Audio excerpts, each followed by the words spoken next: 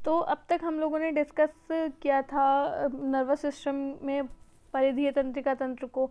अब हम पढ़ रहे हैं आवेग संचरण को। आवेग संचरण के लिए हमने ईसीएफ और आईसीएफ को समझा था। उसके बाद हम लोगों ने डिस्कस किया था चैनल्स के बारे में और पोलराइजेशन, डिपोलराइजेशन, रीपोलराइजेशन और हाइपरपोलराइजेशन को। अब हम पढ़ने जा रहे हैं जो हमारे चैनल्स हैं वो 4 प्रकार के होते हैं, उनके बारे में समझा था। अब हम समझ रहे हैं कि पोलराइजेशन की कंडीशन जो है इसमें क्या क्या हो रहा है। तो सबसे पहले हम थ्योरी पार्ट को पढ़ेंगे, फिर डायग्राम से समझेंगे।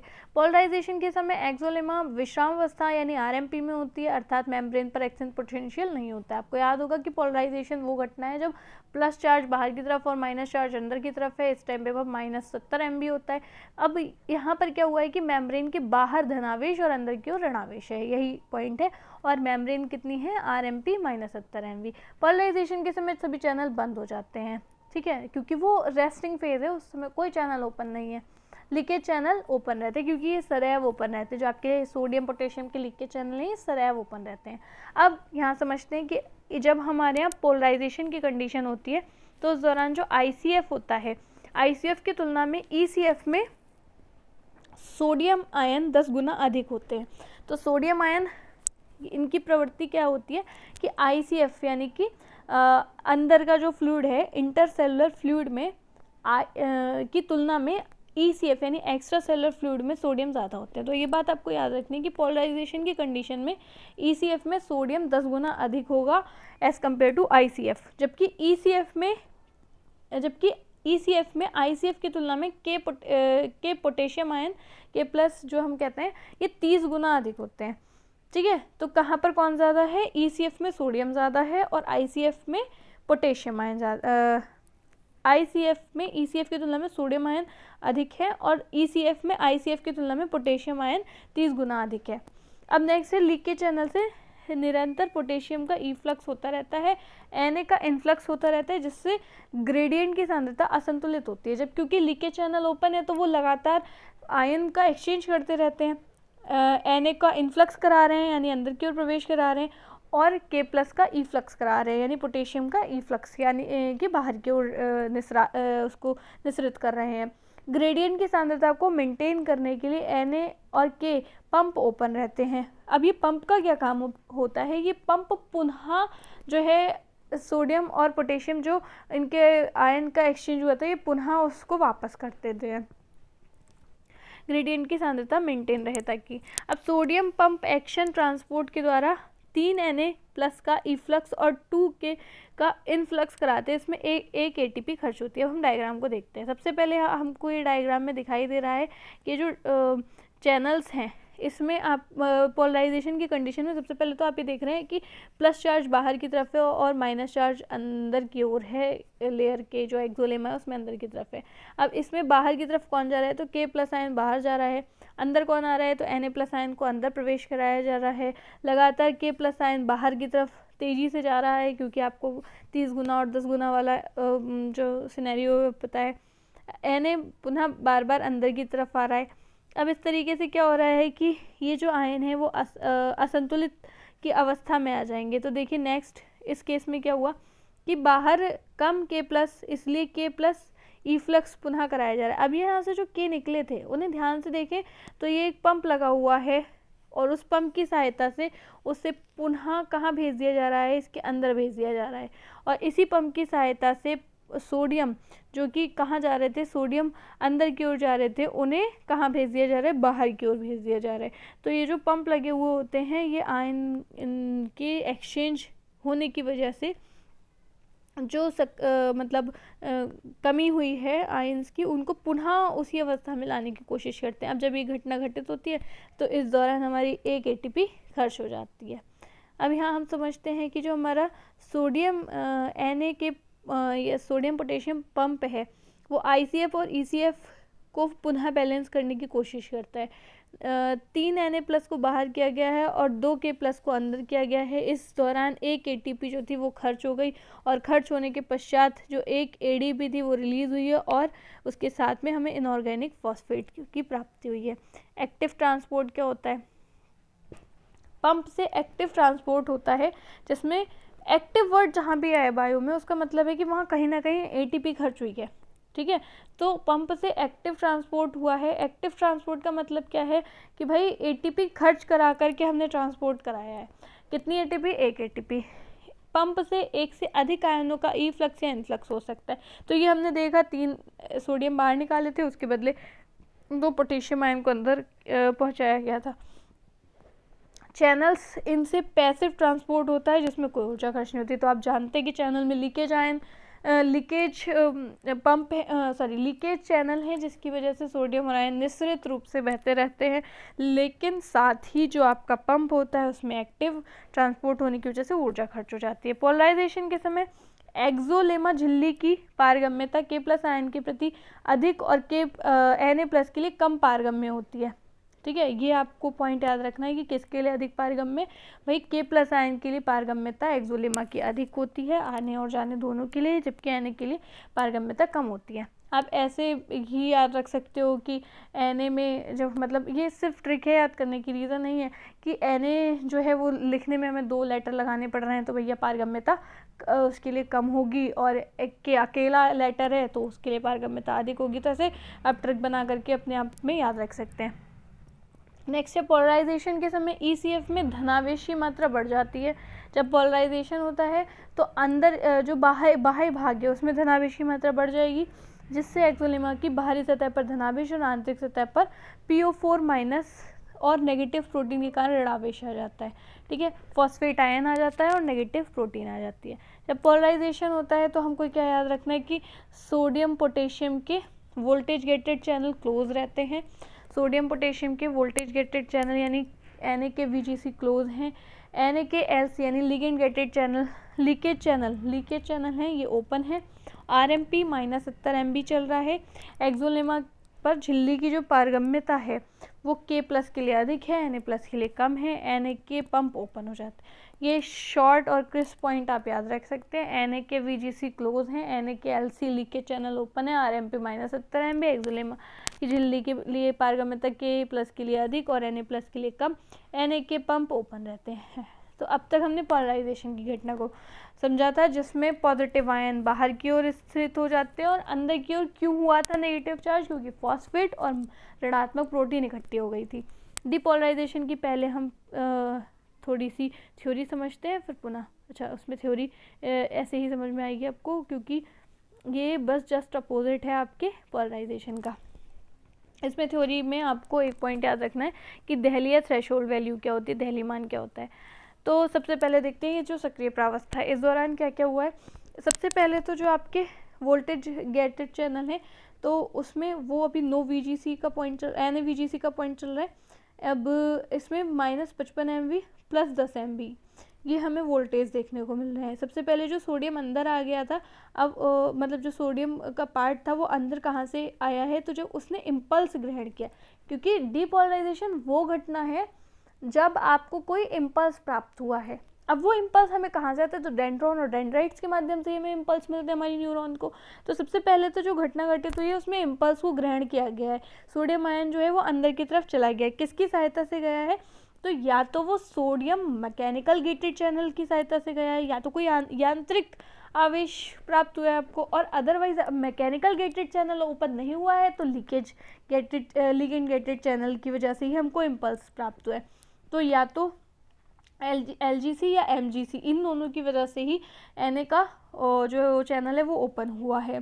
नेक्स्ट, जब सोडियम अंदर की तरफ प्रवेश किया साइटोप्लाज्म में तो फिर Na की मात्रा बढ़ने लगी। अब जब Na की मात्रा बढ़ने लगेगी तो फिर उसके लिए और कुछ उसमें बाहर की तरफ से भी Na प्रवेश हो रहा है, तो धीरे धीरे अंदर की ओर Na की सांद्रता बढ़ गई। अब क्योंकि Na की सांद्रता बढ़ी तो अंदर की तरफ कौन सा चार्ज उपस्थित होने लगेगा, प्लस। देखिए अंत में कौन सा चार्ज आपको दिखाई दे रहा है, बाहर की ओर पॉजिटिव, क्योंकि अभी वहाँ तक सोडियम पहुँचा ही नहीं है।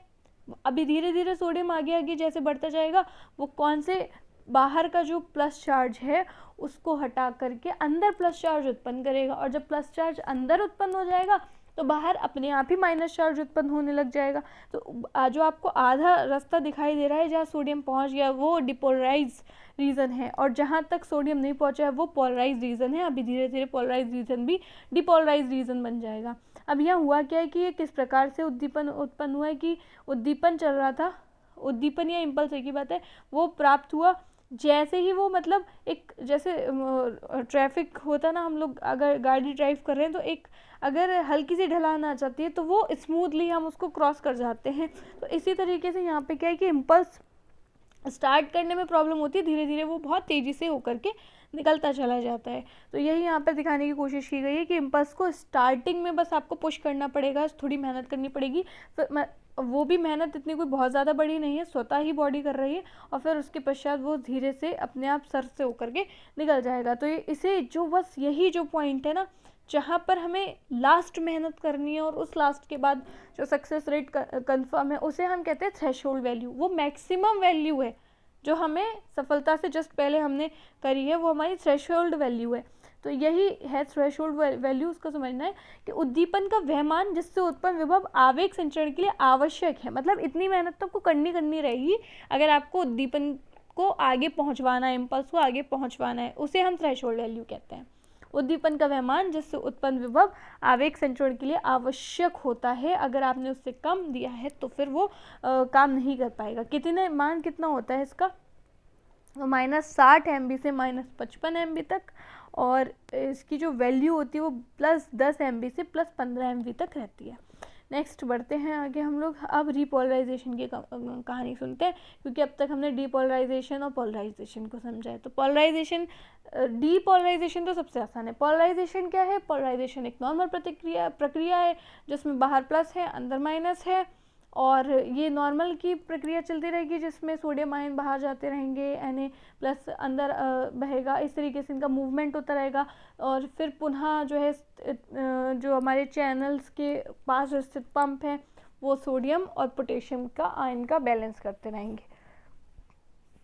नेक्स्ट है डीपोलराइजेशन। डीपोलराइजेशन में क्या होता है कि कम से कम न्यूरॉन को इतना स्टिमुलेशन मिले कि वह थ्रेशोल्ड वैल्यू को पार कर जाए, तो डीपोलराइजेशन होता है। इसमें उद्दीपन के लिए मैकेनिकल लिगेंड गेटेड चैनल जो डेंड्रॉन पर स्थित होते हैं उसे ओपन कर देता है, जिससे Na+ का साइटोन में प्रवेश हो जाता है, जिससे ICF में धनावेश की सांद्रता बढ़ती है, जो मैक्सिमम थ्रेशोल्ड वैल्यू को उत्पन्न कर देती है, और एक्सोलेमा उपस्थित NaVGC उत्पन्न या ओपन कर देता है। NaVGC से Na+ का इन्फ्लक्स होता है। सोडियम के वोल्टेज गेटेड चैनल से सोडियम आयन का इन्फ्लक्स यानी अंदर की ओर प्रवाह होता है, आगे के चैनल ओपन करने का कार्य करते हैं। इससे निरंतर इम्पल्स कंडक्शन होता रहता है। झिल्ली पारगम्यता Na के लिए अधिक और K के लिए कम हो जाती है। ये पोलराइजेशन का जस्ट अपोजिट केस है कि इसमें झिल्ली की पारगम्यता Na के लिए अधिक हो गई है, जबकि पोलराइजेशन में Na के लिए कम थी पारगम्यता और K के लिए अधिक थी। ड्यूरिंग रिपोलराइजेशन क्या क्या होता है, बस आप क्रिस पॉइंट याद रखेंगे, बाकी थ्योरी है। ड्यूरिंग डीपोलराइजेशन जब विध्रुवीकरण हो रहा है तो विध्रुवीकरण के दौरान Na और K के पंप क्लोज रहते हैं, ठीक है, ओपन थे पोलराइजेशन की कंडीशन में। अब हम समझ रहे हैं कि जो हमारा विध्रुवीकरण की प्रक्रिया है उस दौरान जो हमारे Na और K के पंप हैं वो क्लोज हो गए, K के लीकेज चैनल क्लोज हो गए, Na के वोल्टेज गेटेड चैनल ओपन हो गए, एक्शन पोटेंशियल उत्पन्न हो गया। एक्शन पोटेंशियल एटलीस्ट कितना होना चाहिए? 30 MV। ये बिल्कुल वही प्रक्रिया है जो हमने थ्योरी से समझी थी, मतलब सॉरी डायग्राम से समझी थी, कि डायग्राम में हम यही समझ रहे थे कि सबसे पहले या तो LGC या MGC उत्पन्न होंगे, सोडियम का इन्फ्लक्स होगा, सोडियम के इन्फ्लक्स होने के पश्चात धीरे धीरे अंदर की ओर पॉजिटिव मान बढ़ेगा और बाहर की ओर नेगेटिव मान बढ़ता चला जाएगा। डिपोलराइजेशन की कंडीशन होती चली जाएगी। थ्रेशोल्ड वैल्यू वो है जिसके लिए हमें मिनिमम इतना देना पड़ेगा, इतना उद्दीपन का मान मतलब उतना विभव देना पड़ेगा हमें, जो हमें इम्पल्स को आगे कंडक्ट करवाना है। और हमें इसमें ये याद रखना है कि इसके एक्सोलेमा में पारगम्यता सोडियम के लिए अधिक हो जाती है और पोटेशियम के लिए कम हो जाती है, और इसमें पंप भी बंद हो जाते हैं, लीकेज चैनल भी बंद हो जाते हैं, सिर्फ वोल्टेज गेटेड चैनल जो Na का है वो उत्पन्न होता है, जिससे एक्शन पोटेंशियल भी उत्पन्न हो जाएगा। अब आती है रिपोलराइजेशन की कंडीशन। अब रिपोलराइजेशन कब होगा? जब पोलराइजेशन के बाद डीपोलराइजेशन हो चुका है, इम्पल्स को किसी न्यूरॉन ने बिल्कुल आगे ट्रांसफ़र कर दिया, अब वो पुनः अपने रेस्ट कंडीशन में आना चाहिए, जिसे हम कहेंगे रिपोलराइजेशन। रिपोलराइजेशन के दौरान K यानी पोटेशियम के लीकेज चैनल तथा Na और K के पंप ओपन हो जाते हैं। वही पोलराइजेशन की घटना है जिसमें लीकेज चैनल ओपन हो गए और पंप भी ओपन हो गया। Na का इन्फ्लक्स करने वाले Na VGC बंद हो जाते हैं। भाई जिस वजह से हमने इम्पल्स को आगे बढ़ाने के लिए VGC को ओपन किया था, अब वो इम्पल्स प्राप्त भी हो गया, अब वो इम्पल्स बंद भी हो गया, तो Na के VGC बंद हो जाएंगे। जैसे ही Na के VGC बंद हो जाते हैं तो एक्शन पोटेंशियल प्लस 30 MB तक पहुंचकर Na VGC बंद हो जाते हैं और रिपोलराइजेशन के समय एक्सोलेमा झिल्ली में बाहर की ओर धनावेश, अंदर की ओर ऋणावेश हो जाता है। अब बताइए कि इसमें एक्सोलेमा किसके प्रति अधिक पारगम्य होगी? पुनः K के लिए अधिक पारगम्य हो जाएगी, Na के लिए कम पारगम्य हो जाएगी। ठीक है, तो नेक्स्ट पढ़ते हैं हाइपरपोलराइजेशन। ये रीपोलराइजेशन जस्ट पोलराइजेशन जैसा ध्रुवीकरण और पुनः ध्रुवीकरण, ये दोनों एक ही प्रक्रिया है ना। हाइपरपोलराइजेशन में क्या हो रहा है?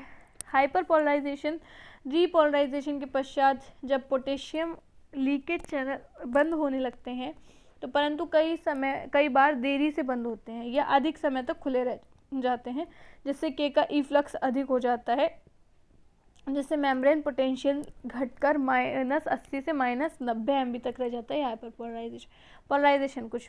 पोलराइजेशन भी पोलराइजेशन की घटना है, बस पोलराइजेशन थोड़ा ज़्यादा समय तक होता रह गया जिससे कि बहुत ज़्यादा बाहर निकल गया, K का इफ्लक्स अधिक हो गया है। इस वजह से आपकी बार जो विभव है -80 से -90 तक पहुंच गया है। आवेग संचरण डिपोलराइजेशन प्लस 30 MB। अब यहाँ पर हम इसे समझते हैं एक चार्ट के द्वारा, एक ग्राफ है, इसके द्वारा हम चीज़ों को समझते हैं। इसमें क्या क्या पॉइंट्स दे रखे हैं? तो सबसे पहले इसमें दे रखा है कि जो आपका ये जो हमें x और y एक्सिस पे दिखाया गया है। सबसे पहले -70 MB को हम देखते हैं, बताइए क्या है? तो ये तो भी पोलराइजेशन की कंडीशन है, इसमें तो ये सामान्य अवस्था है, इसमें कोई भी आवेग संचरण नहीं हो रहा। -70 से +30 तक पहुंचना, ठीक है, ये जो +30 है ये क्यों हुआ होगा? -70 से +30 जब कोई इम्पल्स प्राप्ति हुई होगी, इम्पल्स का कोई आवेग का आगे पहुंचाने की प्रक्रिया हुई होगी, तब ये -70 से +30 तक पहुंचा होगा। जब +30 तक पहुंचा होगा तो आप समझ सकते हैं कि डीपोलराइजेशन की घटना घटित हुई होगी और इसमें कोई आवेग होगा वो संचरित होगा। अब जब आवेग संचरित हो गया तो पुनः +30 से -70 तक हम लेकर के आएंगे। -70 तक जब हम लेके आएंगे तो अब इस दौरान आवेग संचरित नहीं होगा। लेकिन अगर K का जो लीकेज चैनल है वो थोड़ी देर ओपन हो गया और इफ्लक्स हो गया K का, तो ये थोड़ा और बढ़ता जाएगा और -80 से -90 तक पहुंच जाएगा, जिसे हम क्या कहेंगे? हाइपर पोलराइजेशन कहेंगे। अब आपसे पूछा जाए थ्रेशोल्ड वैल्यू कितनी होती है? थ्रेशोल्ड वैल्यू क्यों होगी, क्या होगी? तो -70 MB से थोड़ी सी बढ़ी हुई वैल्यू जिसकी हमें आवश्यकता है +30 MB तक पहुंचाने के लिए, वो हमारी थ्रेशोल्ड वैल्यू होती है, जो कि -60 से -55 तक हो सकती है। ठीक है, बाकी हाइपर पोलराइजेशन वो है ही, अब -70 से थोड़ी कम मतलब -80 85 90 तक चली जाएगी। सिनेप्सिस क्या होते हैं? सिनेप्स वो पॉइंट या वो क्षेत्र होते हैं जहाँ दो न्यूरॉन एक दूसरे को मिल रही होती है, एक न्यूरॉन का एक्सॉन और दूसरे न्यूरॉन का डेंड्रॉन आपस में कनेक्ट होते हैं, और वास्तव में ये पूरी तरीके से कनेक्ट होते ही नहीं है, बीच में थोड़ी सी गैपिंग हमेशा रहती है। तो अब आप देख रहे हो कि एक जो हमारी न्यूरॉन है वो दूसरी न्यूरॉन से कनेक्ट कर रही है। यहाँ पर क्या हो रहा है कि यहाँ जो इम्पल्स है उसको आगे भेजा जा रहा है, जिसमें जो सहायता कर रहा है वो कर रहा है ACH यानी एसिटाइल कोलिन लिगेंड, जो कि एक लिगेंड की भांति व्यवहार कर रहा है। अब इसमें क्या हुआ कि सोडियम आयन जो बाहर निकले थे वो इसमें प्रवेश कर गए। अब सोडियम आयन जब प्रवेश करेंगे तो इसमें भी अंदर की तरफ क्या हो जाएगा? Na+ हो जाएगा, प्लस आयन बन जाएंगे, और बाहर की तरफ भी माइनस बन जाएंगे। तो यहाँ समझ सकते हैं हम लोग dendron, axon, synapse. Dendron unidirectional, मतलब सबसे पहले डेंड्रॉन में इम्पल्स आएंगे, उससे एक्सॉन को भेजेंगे, एक्सॉन सिनेप्सिस को भेजेगी, सिनेप्स से डेंड्रॉन ग्रहण करेंगे, डेंड्रॉन से एक्सॉन ग्रहण करेंगे, एक्सॉन से पुनः डेंड्रॉन। ये प्रक्रिया चलती रहेगी और एक्सॉन डेंड्रॉन के बीच में एक सिनेप्सिस होते हैं जो कि खाली स्थान होते हैं। एक न्यूरॉन के डेंड्रॉन तथा दूसरे न्यूरॉन के एक्सॉन से जुड़ने के स्थान को सिनेप्स कहते हैं। यह प्रक्रिया सिनेप्सिस या इलेक्ट्रोकेमिकल प्रोसेस कहलाती है, जिससे इम्पल्स कंडक्शन होता है। इस प्रक्रिया के दौरान एक न्यूरॉन का सिनेप्टिक नॉब तथा दूसरे का डेंड्रॉन भाग लेता है। सिनेप्टिक नॉब क्या होती है? सिनेप्टिक नॉब या टर्मिनल एक्सॉन को प्री सिनेप्टिक नॉब या दूसरे न्यूरॉन के डेंड्रॉन को पोस्ट सिनेप्टिक नॉब भी कहते हैं। भाई प्री क्या होगा? एक्सॉन का जो पार्ट है वो प्री सिनेप्टिक नॉब है और डेंड्रॉन का जो पार्ट है वो पोस्ट सिनेप्टिक नॉब है। अब इलेक्ट्रिक सिनेप्सिस और केमिकल सिनेप्सिस क्या होती हैं? Electric synapsis synaptic left 0.2 nanometre का गैप। देखिए हमने कहा था ना कि इनके बीच में थोड़ा सा डिस्टेंस रहेगा, तो 0.2 नैनोमीटर का गैप है। सिनेप्टिक क्लाफ्ट 20 नैनोमीटर से 50 नैनोमीटर तक का गैप होता है। तो सिनेप्टिक लेफ्ट और सिनेप्टिक क्लेफ्ट जो है ये क्या है? सिनेप्टिक क्लेफ्ट 0.2 नैनोमीटर का इलेक्ट्रिक सिनेप्सिस में है और सिनेप्टिक क्लेफ्ट केमिकल सिनेप्स में 20 नैनोमीटर से 50 नैनोमीटर तक का रहेगा। अब समझते हैं, जो इलेक्ट्रिक है उसमें कंडक्शन बाई डायरेक्शनल हो सकता है, मतलब एक्सॉन से डेंड्रॉन, डेंड्रॉन से एक्सॉन, ठीक है, ये दोनों प्रक्रियाएं इसमें हो सकती हैं। जबकि जो हमारा केमिकल वाला है सिनेप्स, उसमें केवल एक ही डायरेक्शन में होगा कंडक्शन। प्री एवं पोस्ट सिनेप्टिक नॉब के माध्यम से सीधे आवेग संचरित होते हैं। प्री एवं पोस्ट सिनेप्टिक नॉब के माध्यम से रसायन न्यूरोट्रांसमीटर से आवेग संचरित होते हैं, ठीक है। तो ये होगा जो केमिकल वाला है। अच्छा, जो हमारा इलेक्ट्रिक होता है उसमें न्यूरोट्रांसमीटर अनुपस्थित होते हैं, जबकि जो हमारा केमिकल वाला है इसमें न्यूरोट्रांसमीटर उपस्थित होते हैं। जो हमारा इलेक्ट्रिक है वो फास्टेस्ट है, भाई 0.2 नैनोमीटर का डिस्टेंस था तो फास्टेस्ट तो होगा ही, लेकिन जो हमारा दूसरा है केमिकल वाला जिसमें 20 नैनोमीटर से 50 नैनोमीटर का डिस्टेंस है, उसमें वो फास्ट होगा, ऐसा नहीं कि वो स्लो होगा, वो भी फास्ट होगा, बट फास्टेस्ट कौन सा होगा? जिसमें 0.2 नैनोमीटर का डिस्टेंस है। नेक्स्ट है कि इसके एग्जांपल की अगर हम बात करें तो हमारे शरीर में ज़्यादातर जगह पर केमिकल वाले जो सिनेप्सिस हैं वो केमिकल सिनेप्सिस पाए जाते हैं। इलेक्ट्रिक सिनेप्सिस कार्डियक मसल्स में पाई जाती है। अब समझते हैं न्यूरोट्रांसमीटर्स को। न्यूरोट्रांसमीटर्स दो प्रकार के होते हैं, एक्सटेरियर और इनहिबिटरी, और इसमें एक फुल फॉर्म भी है, एक्सटेटरी पोस्ट सिनेप्टिक पोटेंशियल, ठीक है। तो सबसे पहले देखते हैं एक्साइडेटरी जो आपके हैं उनको समझते हैं। एक्साइडेटरी पोस्ट सिनेप्टिक पोटेंशियल और इनहिबिटरी पोस्ट सिनेप्टिक पोटेंशियल। तो एक्साइडेटरी में ACH रिलीज होता है, एक्साइडेटरी में एड्रेनलिन रिलीज होता है, नॉर एड्रेनलिन रिलीज होता है, ग्लूटामिक एसिड रिलीज होता है और एस्पार्टिक एसिड। ये आपके प्रमुख 5 एसिड हैं जो एक्साइडेटरी पोस्ट सिनेप्टिक पोटेंशियल है, जिसमें एसिटाइलकोलिन ACH है, एड्रेनलिन है, नॉर एड्रेनलिन है, ग्लूटामिक एसिड है, एस्पार्टिक एसिड है। इनहिबिटरी की बात करें तो ग्लाइसिन है, गामा एमीन ब्यूटारिक एसिड है, सेरोटोनिन है और डोपामिन है। ये इनहिबिटरी में इंक्लूड होते हैं। अब सिंपली समझते हैं, जो ऐसे ट्रांसमीटर जो इम्पल्स की स्पीड को बढ़ा देते हैं, ऐसे ट्रांसमीटर जो इम्पल्स की स्पीड को घटा देते हैं। जैसे कोई जर्क फील हुआ और हमने उसको, मतलब हमारी बॉडी ने उसको घटा दिया, तो कौन कौन से उसने न्यूरोट्रांसमीटर की सहायता से इसको घटाया होगा? तो glycine, alpha amine butyric acid, serotonin और डोपामिन, इनकी सहायता से घटा दिया जाता है। APSP की बात करें तो post synaptic knob high potential depolarisation की स्थिति में होती है और इसको डायग्राम के माध्यम से समझाया गया है। सबसे पहले क्या होगा, जो आपका जो यहाँ पर आपका चैनल है, मतलब जो आपके न्यूरॉन्स हैं उसका एक एक्सॉन दूसरे एक्सॉन के साथ में, दूसरे डेंड्रॉन के साथ में जुड़ा हुआ है और एक एक करके यहाँ पर कैल्शियम जो है वो अंदर की ओर प्रवेश कर रहा है, Na का प्रवेश हुआ है दूसरे में, और इस तरीके से डिपोलराइजेशन की कंडीशन बनती चली जा रही है। सर्वप्रथम इसको हम थ्योरी के माध्यम से पहले समझ लेते हैं।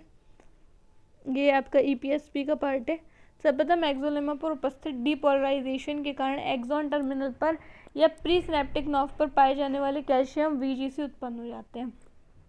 जो हमारी एक्सोलेमा है, एक्सॉन की जो मेम्ब्रेन है उस पर कौन सा चार्ज है? विध्रुवीकरण हो रखा है, डिपोलराइजेशन हो सकता है, जिससे एक्सॉन के टर्मिनल पर प्री सिनेप्टिक नॉब पर पाए जाने वाले कैल्शियम VGC उत्पन्न हो जाते हैं। तो कैल्शियम VGC कहाँ पर होंगे? जो हमारी एक्सॉन है और एक्सॉन का जो लास्ट पार्ट है, जो सिनेप्टिक पार्ट है, वहाँ पर हमारे कैल्शियम के VGC उत्पन्न हो जाएंगे, जिससे कैल्शियम का इन्फ्लक्स होगा, इन्फ्लक्स यानी अंदर की ओर प्रवेश होगा। और ACH का एक्सोसाइटोसिस, ACH बाहर की तरफ निकलेगा, अंदर की तरफ कैल्शियम जाएगा।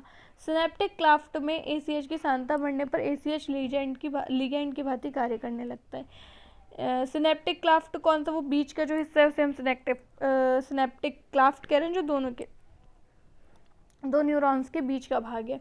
अब इसमें ACH की सांद्रता बढ़ेगी, जिससे Na-LGC से बाइंड हो जाएंगे, सोडियम लिगेंड गेटेड चैनल से बाइंड हो जाएगा।